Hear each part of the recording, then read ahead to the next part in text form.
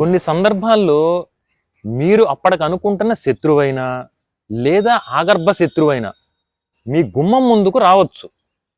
ఎలాంటి పరిస్థితులైనా కానివ్వండి.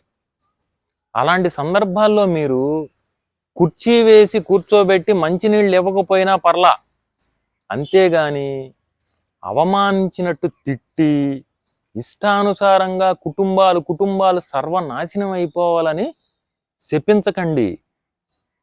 ఈ సృష్టిలో ఉండే భగవంతుడు లేదా ఎనర్జీ చూస్తూ ఊరుకోదు. మీకు ఇష్టం లేదా చెప్పేసేయండి, ఇంకొకసారి రాకండి, ఈ గుమ్మం తొక్కకండి, మీతో ఎలాంటి రిలేషన్స్ మాకు వద్దు అని. ఇది సభ్యత.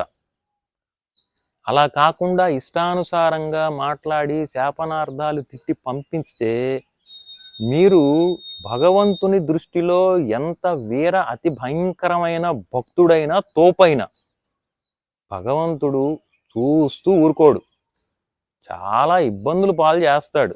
ఇది నేనంటుంది కాదు సుమా, ఋషులు మహారుషులు సాక్షాత్తు భగవానుడు చెప్పిందే, అతిథి దేవో భవ అని.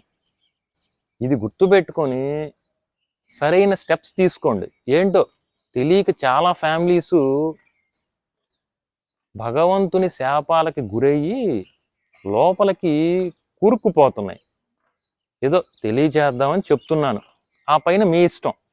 పావం అలాంటివి చేయకండి. ఇక ఇది గుర్తుపెట్టుకోండి. Thank you.